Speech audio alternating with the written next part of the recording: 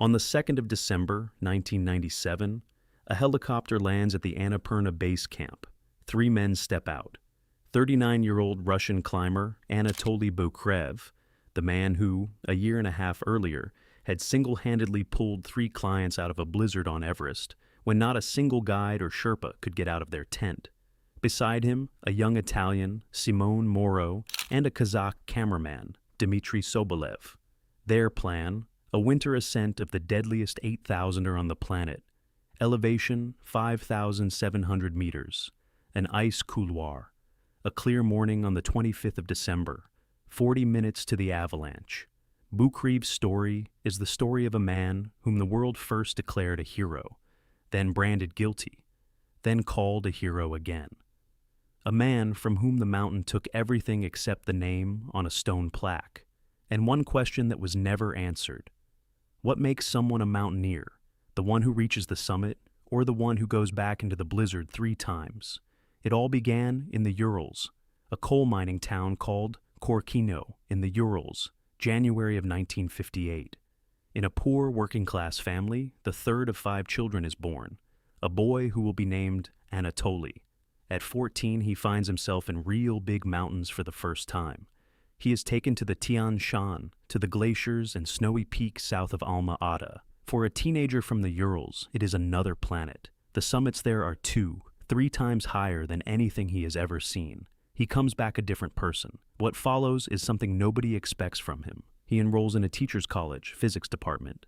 At the same time, he trains as a cross-country skier, running, doing long distances. He earns his diploma, and the moment everyone is waiting for him to start a normal teaching career, he moves to Alma-Ata, closer to those big mountains. In Kazakhstan, he gets a job as a ski instructor and coach. On a modest salary, he buys skis for his students, not with state money, with his own. He lives simply, almost like an ascetic. All his free time goes into one thing, going up. By the age of 27, he has already summited all 5 main peaks of Central Asia, the ones higher than 7,000 meters. In the climbing world, that is a serious milestone. A man who has done the full 5 becomes someone you invite to major expeditions. Boukreev gets the invitation. He joins the strongest climbing team in the country, the very environment where going to the 8,000ers becomes not a theoretical, but a practical possibility. A man whom everyone had written off as frail in childhood turns into one of the most durable high-altitude climbers the mountains have ever seen. In the mid-80s, there was only one way to climb that ladder: large expeditions. Dozens of people would be sent to a big mountain in the Himalayas. Climbers, high-altitude porters, doctors, cameramen, coaching staff.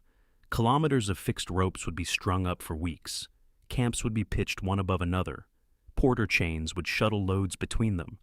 Everything moved slowly, heavily, by the rules of siege, and almost no one climbed without oxygen.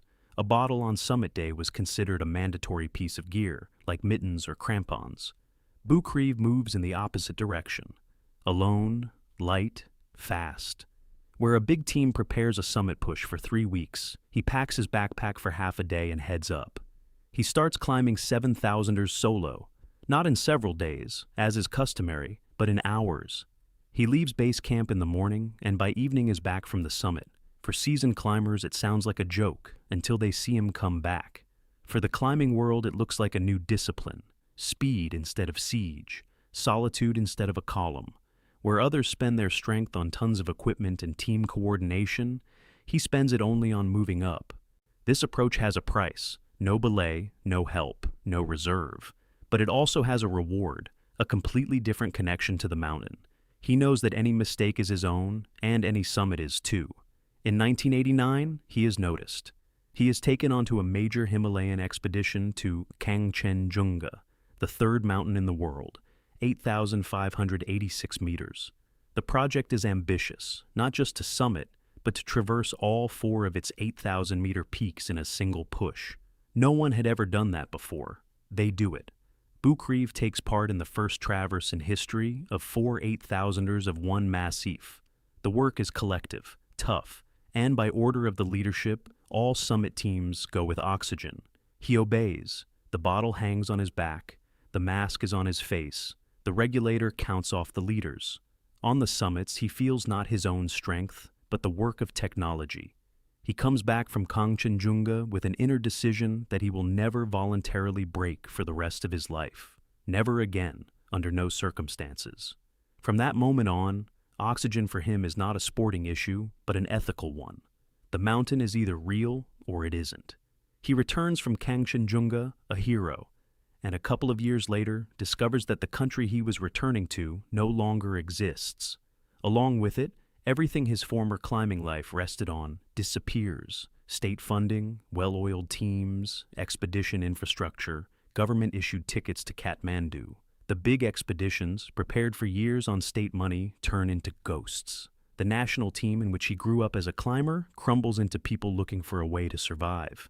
He stays in Kazakhstan and takes the new citizenship.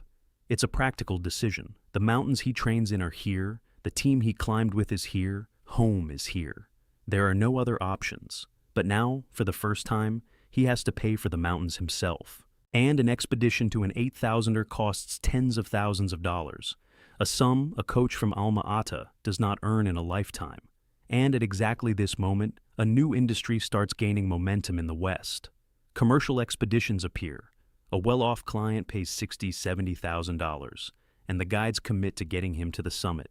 For Western guides, it is business. For Boukreev, it is the only way to keep going to the mountains. He accepts this reality, but he does not adapt to it. He still climbs without oxygen, both when he is leading clients and, even more so, on his own ascents.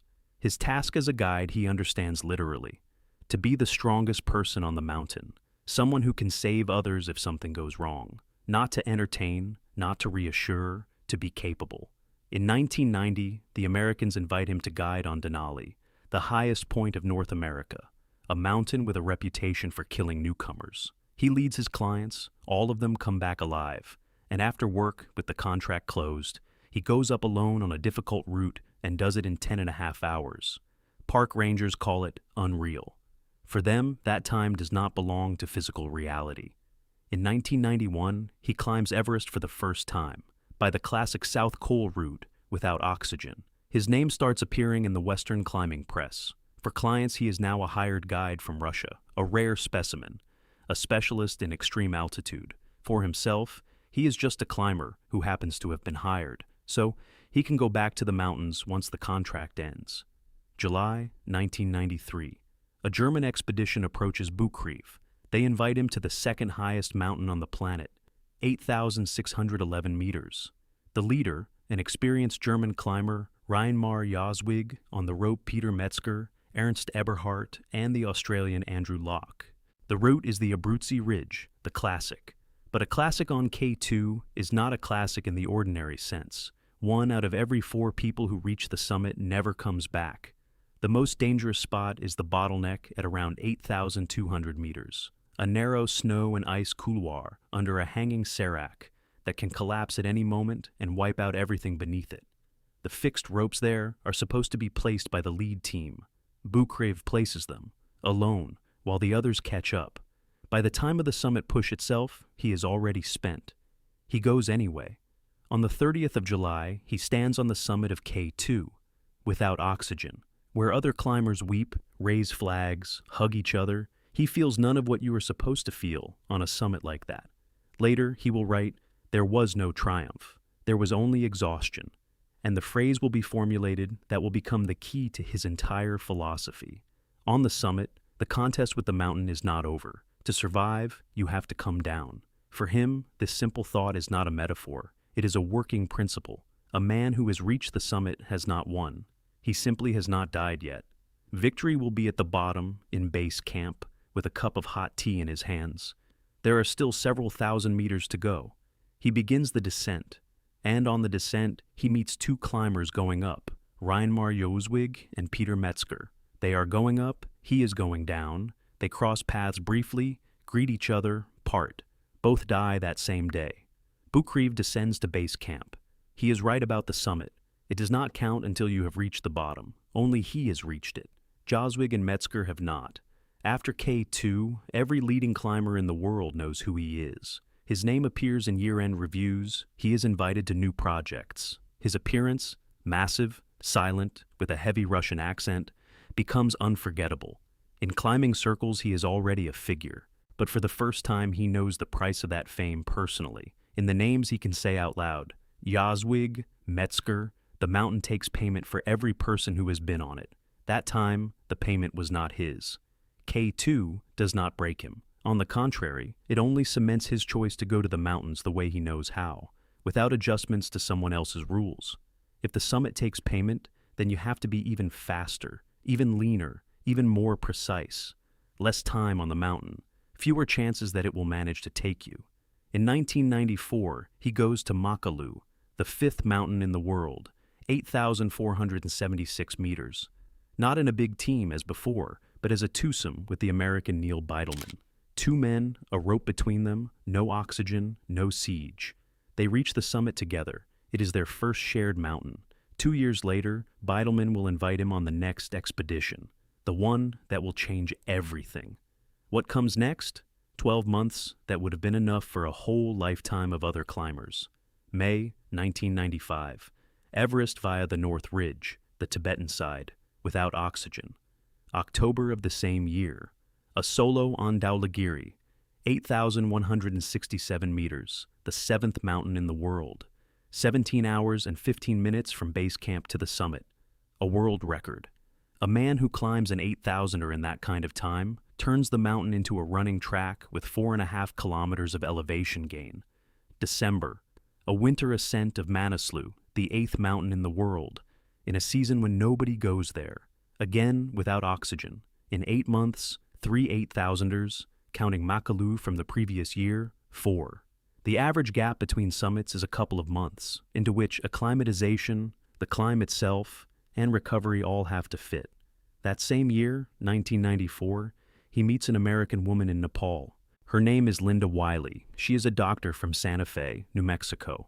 Calm, educated, a few years older than him. They start living between 2 hemispheres, she in the States, he in Alma-Ata, and the Himalayas, rare months together. She becomes his partner until the very end. In her apartment in Santa Fe, his diaries will be kept, his photographs, his notebooks in Russian. After his death, it is she who will put a book together from all of it. By the spring of 1996, he is at the peak of his form, 38 years old. A dozen 8,000ers behind him, solo records on half of them. A reputation as the strongest high-altitude climber from the former Soviet Union. In the Western climbing press, he is called the Russian tank, who does not need oxygen. American colleagues recommend him as a guide. In Seattle, Scott Fisher, young, charming, charismatic founder of a commercial company called Mountain Madness, is preparing his first Everest expedition. He needs a lead guide. He calls Boukreev. Scott Fisher is the opposite of Boukreev in everything. American, tall, blonde, with a Hollywood smile, and a reputation as a warm guy whom clients love. He founded Mountain Madness in 1984, guiding groups on Kilimanjaro, Aconcagua, Denali. Everest is the threshold for his company, his first commercial expedition on the main mountain of the world. Success here means reputation and money for years ahead. He signs up 8 clients, the fee for participation, $65,000 per person.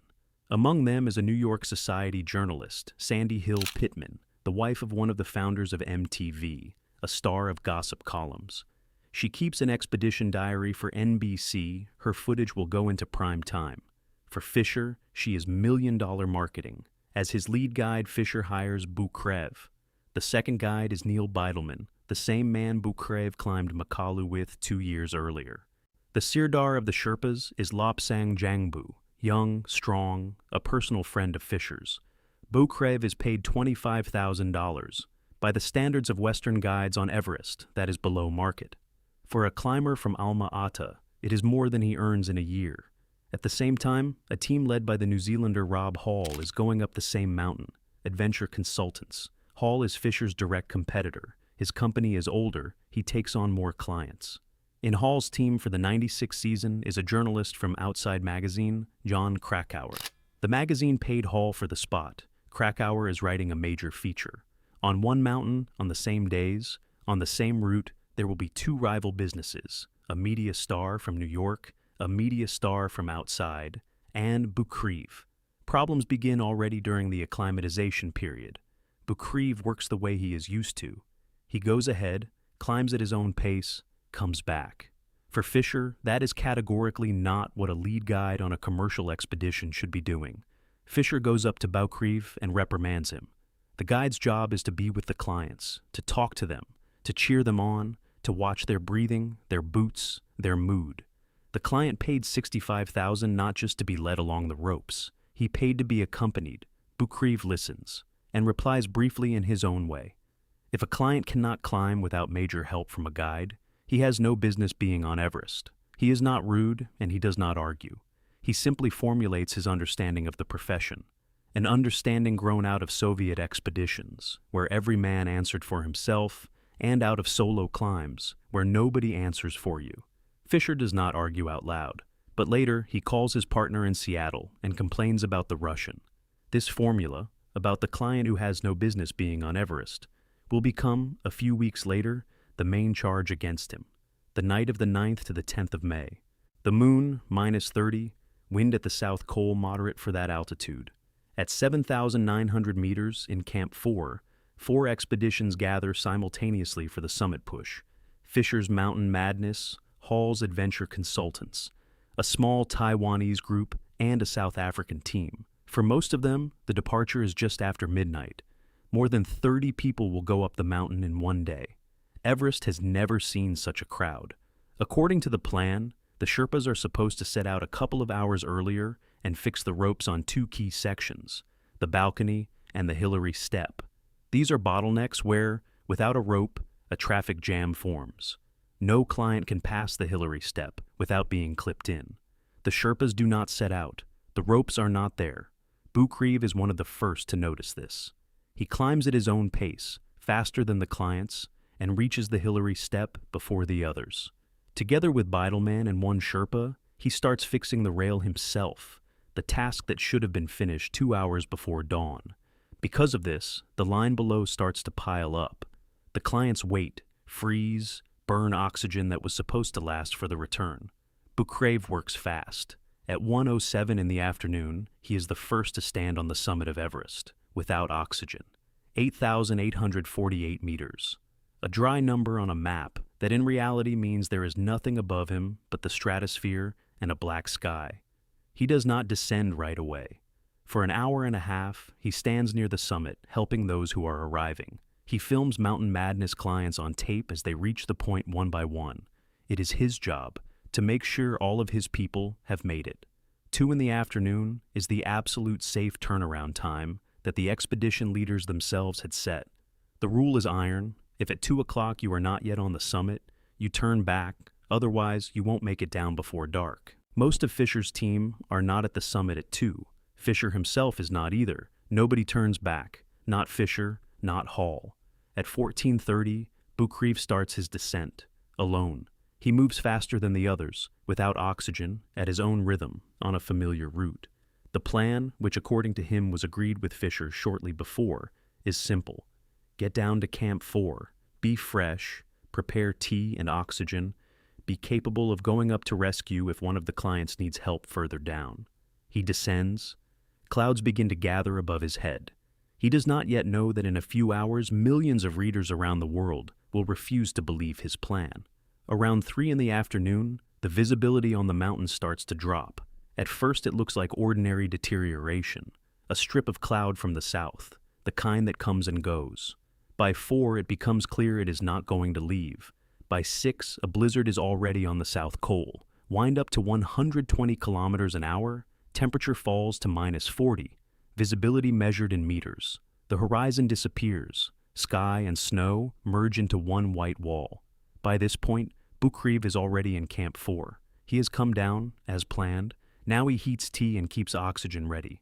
He watches the mountain in silence. The clients should start coming in from there. They start coming in, but not all of them, and not to the right place. Higher up, the situation falls apart in several places at once. Rob Hall and his client Doug Hansen are stuck at the south summit at 8,700 meters. Hansen, who reached the summit only after 4 in the afternoon, cannot descend. Hall stays with him. He will not abandon a client. It is his principle. and it will be the reason for his death.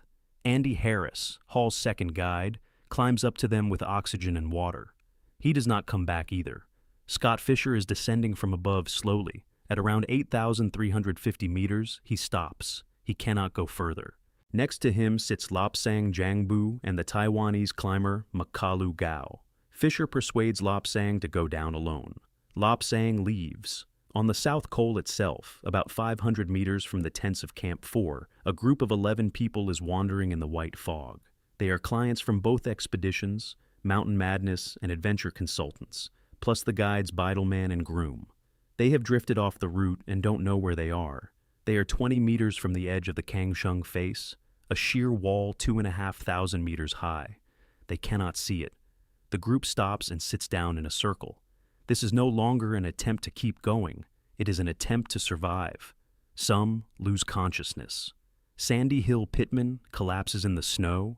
Charlotte Fox and Tim Madsen cover her with their own bodies. Yasuko Namba lies motionless. For a few minutes, a gap opens in the storm. It is enough for the four strongest, Beidelman, Cleve Schoening, Groom, and Lana Gamelgard, to see the silhouettes of the tents. They leave to get help. The rest stay on the Col. Beidelman makes it to Boukreev's tent and reports.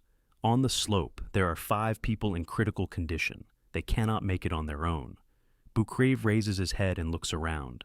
The Sherpas in the neighboring tents of Camp 4 are lying motionless. They have been poisoned by carbon monoxide because of the bad ventilation in the tent. At 8,000 meters, that means oxygen deprivation on top of the effects of poisoning. In the neighboring Adventure Consultants camp, there is nobody willing to go out. Hall's guides are dead or missing. The clients are exhausted. In the South African and Taiwanese expeditions, nobody moves either. The mountain is paralyzed. There is no one to wake, no one to send up. Boukreev takes his oxygen, a thermos of tea, a coil of rope, a headlamp. He steps out of the tent into the blizzard alone. The wind hits his face so hard that you can only stand sideways. There is no visibility. Where exactly to go, he does not know for sure. Beidelman gave him a direction, but in the white haze, the direction dissolves after 10 steps. The first attempt fails. He goes along one line, runs into emptiness, turns around, passes along the other side. No one.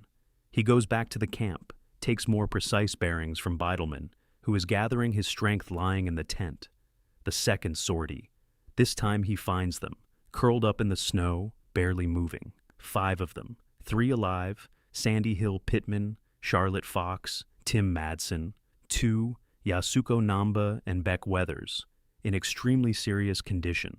Namba does not respond to voice. Weathers opens his eyes but does not answer. Their faces are coated in a crust of ice. He makes a cold calculation. He is alone. His strength is limited. Pulling everyone out at once is impossible. In a situation like this, you save those who can still be saved.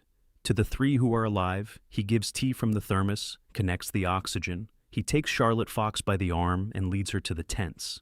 In camp, he hands her off. He goes back. The second run. Complete darkness, the wind does not let up. He reaches those who remain. He gets Madsen up. He can still stand. Forces him to walk. Pittman cannot. Her body does not obey her. Her head is falling to her chest. He picks her up, hauls her onto himself. Half the way to camp, he carries her. The other half, he drags her across the snow. Her down jacket is black and blue. The headlamp picks out stripes of frost on it. The third run, to Namba and Weathers. He reaches them.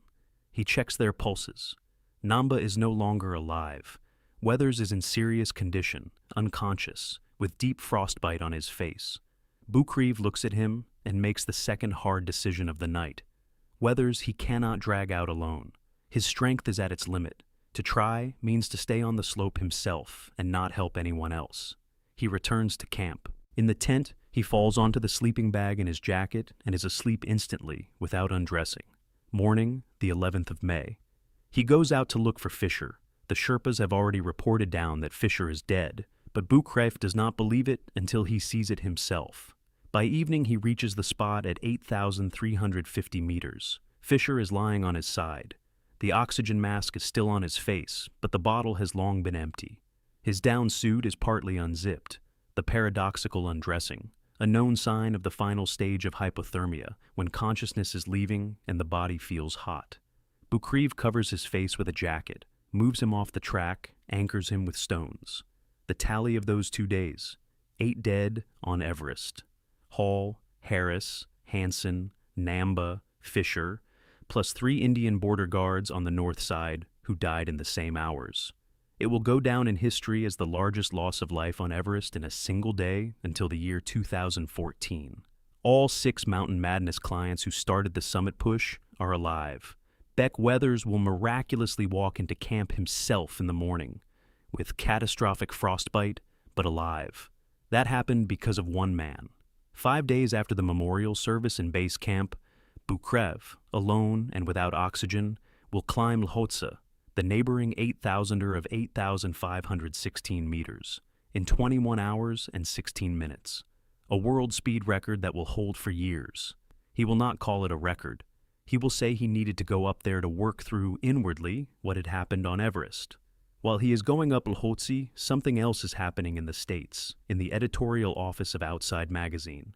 John Krakauer, the journalist who was on the mountain in Rob Hall's team, is sitting in his apartment in Seattle writing the feature that the magazine commissioned from him before the expedition. Now he has material in his hands. 8 dead, one of them his own guide. He writes quickly under the impression on fresh tracks. The piece comes out in the autumn of 1996 in the September issue. At the center of the accusations is not Hall, not Fisher, not the missing ropes, not the 2 o'clock rule that everybody broke. At the center is Boukreev. Krakauer raises 3 questions. Why did the guide of a commercial expedition climb without oxygen? Why did he descend ahead of the clients? Why did he not stay with them up top? For the climbing world, Boukreev is a hero. For the American mass reader, he suddenly becomes the man who abandoned his group. Through the magazine's print runs in the millions, and then the book, it all sounds the same.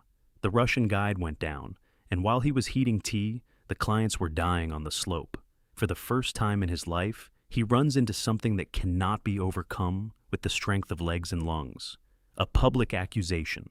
He is being accused not by the mountain, not by a specific man to his face, but by millions of readers at the same time, through an intermediary whom you can never question back. He has no lawyer, no press agent, not even English good enough to explain himself as quickly and precisely as his accuser. In the spring of 1997, Krakauer's book Into Thin Air comes out. It becomes a global bestseller. It is translated into dozens of languages. Films are made from it. In that book, Boukreev is one of the most questionable figures of the disaster. He sits down to write his own book. Together with the American journalist Weston DeWalt, they work for months. Boukreev dictates long chunks in Russian. DeWalt translates and assembles. In November of 1997, the book comes out. It is called The Climb. In it, he does not make excuses. He explains his style, the reasons for refusing oxygen, the plan he had agreed with Fisher, the sequence of decisions he made that night on the South Col. Others step up for him publicly. Galen Rowell, the well-known American climber and journalist, writes a long piece in the Wall Street Journal.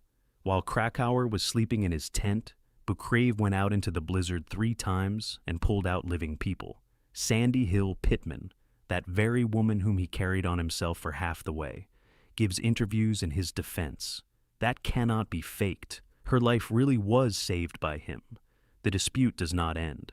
Part of the climbing community takes Krakauer's side, part takes Boukreev's. But Boukreev already understands. Whatever he does now, half the world will think otherwise. And he does the only thing he can do better than anyone. He goes back into the mountains. The louder the noise around him, the faster he goes from people back into clean work. The mountains for him are neither a refuge nor a revenge. They are a place where the rules are simple, and the result is measured in something other than print runs. Autumn 1996. Cho Oyu, the 6th mountain in the world, 8,201 meters. Solo, without oxygen. 2 weeks after Cho Oyu, Shishapangma, its central peak, 8,008 meters. Solo, again without oxygen. 2 8,000ers in 1 month. For him, it is a working pace. For anyone else, it is a year's quota. April 1997. He takes on a contract that is untypical for him, an Indonesian military expedition to Everest, a group of officers who need to be guided to the summit. It is commercial work in its purest form, with strict conditions from the client. The contract requires that the guide climb with oxygen. He agrees. In the 8 years since Kangchenjunga, this is the only time he puts the mask on again. The group reaches the summit. Indonesia gets its first Everest summiter, May 1997. Back to Lhasa, only this time with a partner. Next to him is a young Italian from Bergamo, Simone Moro. He is 30, 7 years younger than Boukreev, and he looks at the Russian as a living legend. They climb as a twosome, without oxygen. On the summit, Moro sees a man who works at altitude as if altitude didn't exist. Boukreev sees in Moro what he had long been missing, a partner ready to go where everyone else turns back. They start talking about Winter Annapurna, about a mountain that had one successful winter ascent. 10 years earlier, the Poles, Jerzy Kukuczka. Nobody else? Boukreev proposes a second attempt. Moro agrees without thinking. July, the Karakoram, Pakistan, Broad Peak, the 12th mountain in the world, solo. A week later, Gasherbrum 2, also solo, 9.5 hours to the summit, a pace none of his contemporaries could have dreamed of. In 2 summer months, 2 8,000ers alone, in a style he invented himself. While American newspapers keep printing articles about his behavior in May 1996, he silently climbs one 8,000er after another. He no longer cares what they will write tomorrow. The mountains are the only thing that depends entirely on him. On the 6th of December, 1997, news comes from New York. The American Alpine Club, the main mountaineering organization in the United States, awards him its highest honor for valor in rescuing companions in the mountains, the David Soles Memorial Award.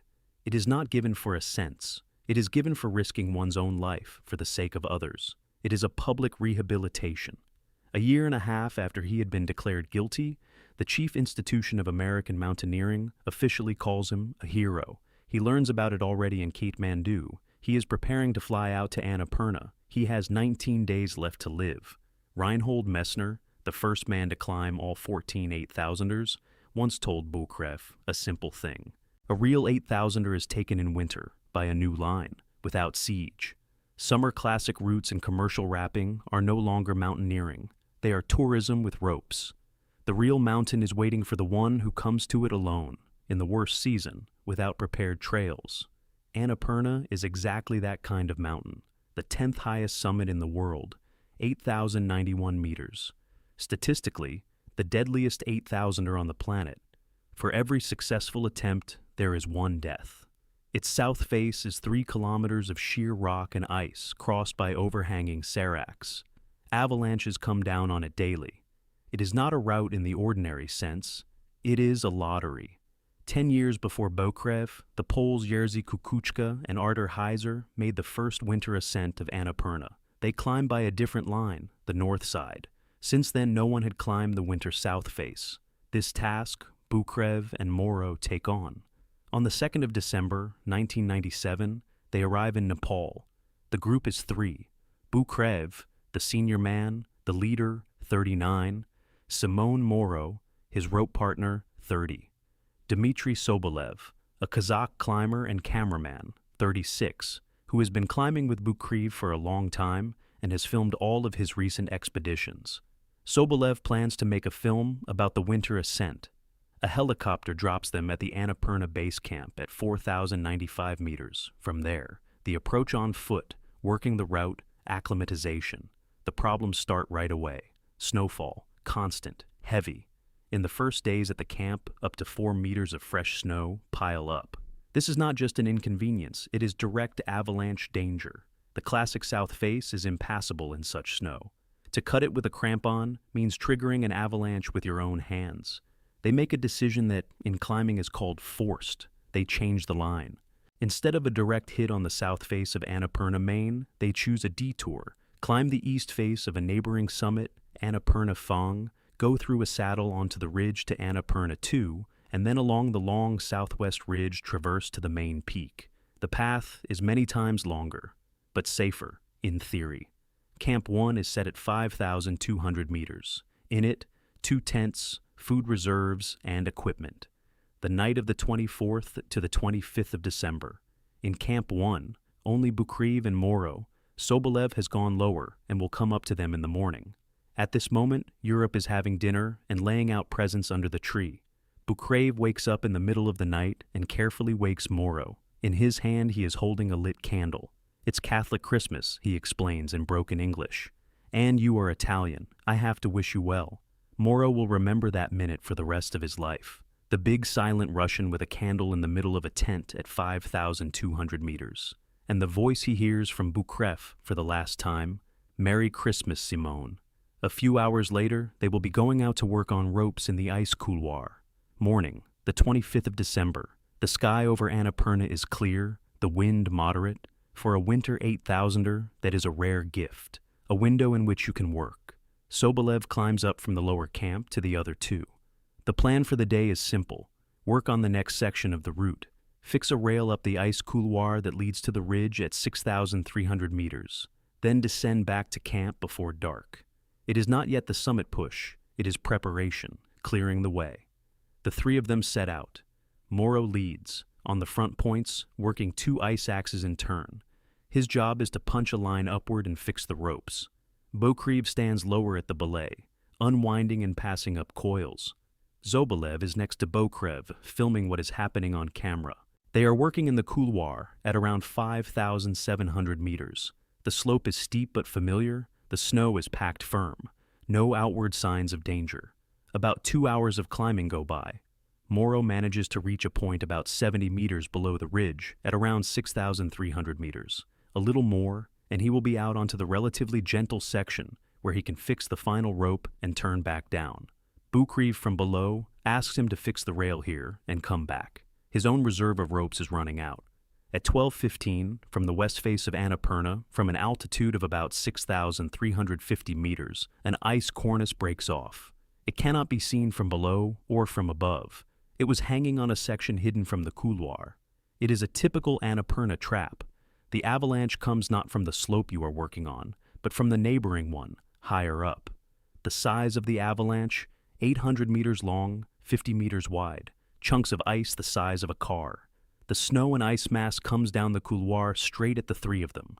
Moreau manages to shout. He is hanging on the rope higher up, and is the first to see the avalanche. He shouts a warning down, to the Russian below, to the cameraman next to him. Then it hits him too. He manages to catch sight of 2 figures in the final seconds. Boukreev and Sobolev try to move right, under the shelter of the rock. What happens to them after that, Moreau no longer sees. He himself grabs with bare hands the rope he had just fixed. The avalanche tears him off the stance. The rope is cut against the ice axes above, against the bends, against the snow itself. A fragment is left in his hands. His palms are badly slashed in the process. He is carried down the couloir, 700 meters, maybe more. The gloves are torn off, the jacket in shreds. The gear flies away separately from him. He loses a crampon off one boot, a hard blow to the face. The right eye stops seeing. At 12:37, he stops, half buried, at around 5,500 meters, 150 meters below the place where Boukreev was working. The snow around him is packed like concrete. His hands barely obey him. Palms and fingers are badly damaged on the rope and the snow. About 50 meters from him is the tent of Camp 1. The avalanche stopped literally at its entrance. He somehow scrapes himself out of the snow with his feet and elbows. He stands up. He is alive. He shouts up the couloir.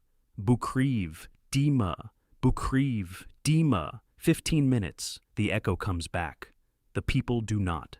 Moreau stands alone on the slope at 5,500 meters. His hands barely work. His fingers move with difficulty. The right eye sees nothing. Where, a moment ago, there were 2 partners, now there is only packed snow and silence. To base camp. 1,400 meters of vertical drop. A normal descent. 4 or 5 hours on fixed ropes. He has no ropes. He also has no hands able to hold a rope. He descends as best he can, on his feet, on his elbows, with his shoulder against the slope. Where you cannot pass without a belay, he passes without a belay. Sometimes consciousness goes for a few seconds, and he catches himself already several meters lower. He goes for 6 hours. In base camp, he is met by the Nepali cook. They understand each other poorly in English, but words are almost unnecessary. Moro's face explains it all by itself. The cook does the only thing he can. He lays him in the tent, treats his wounds with whatever he has, and goes off into the night. The nearest village with a radio is more than 10 hours away across the glacier and the trails. He walks in the dark, alone, in December, in the Himalayas. He makes it. On the 26th of December, a helicopter takes Moro out of base camp. He is flown to Kathmandu. Surgeons work for several hours. The tendons in his hands are put back one by one. The eye is saved. He will live. On the 28th of December, Linda Wiley flies to Nepal, from Santa Fe via Los Angeles via Bangkok, with transfers and breakdowns in airports. She is led into the hospital to see Moro. Moro tells her everything he saw. She listens without interrupting. Helicopter searches begin, but they fail. The weather does not give a single proper window. The pilots fly up to the avalanche zone, look from above, snow, and nothing else. On the ground, a group gathers. It is led by Rinat Kaibulan, a Kazakh climber, Boukreev's longtime partner on Himalayan expeditions.